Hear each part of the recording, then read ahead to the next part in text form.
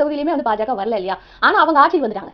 ஆட்சிக்கு வந்ததுக்கு அப்புறம் தோத்து போன இடத்துக்கு வந்து ஏதாவது செய்வாங்களா? அவங்க ஜெயிச்சு ஆட்சி பண்ணக்கூடிய இடங்களுக்கே அவங்க எதுவும் பண்ணல. வடநாட்டுல இருக்கா இல்லையா அந்த மாதிரி இடங்கள்? அவர்கள் ஆட்சி பண்ணக்கூடிய இடம், அவர்கள் கட்சியில இருந்து முதலமைச்சராக இருக்கக்கூடிய மாநிலங்களுக்கே அவங்க எதுவும் பண்ணல.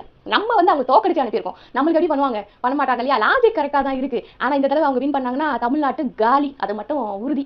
தமிழ்நாடு சேஃபா இருக்கணும்னா இங்க வந்து பாஜக வராம இருக்கிறது தான் நல்லது. ஏன்னா இங்க பாஜக வந்துச்சுன்னா இங்க ஹிந்திக்காரங்களுடைய ஆட்சி தான் நடக்கும். ஏற்கனவே ஹிந்திக்காரங்க நம்மளால சமாளிக்க முடியல. இங்க வந்து பானிபூரி விற்க வரேன்னு உள்ள வந்தவங்க இன்னைக்கு எல்லா இடத்துலயும் அவங்க தான் வேலை பார்த்துட்டு இருக்காங்க. நம்ம ஆளுக்கு வேலை இல்லாம படிச்சுட்டு வெளிநாட்டுல போய் ஒட்டகம் வச்சிட்டு இருக்காங்க. இதெல்லாம் வந்து என்னதான் சொல்றது? ஒன்னும் சொல்றதுக்கு இல்ல.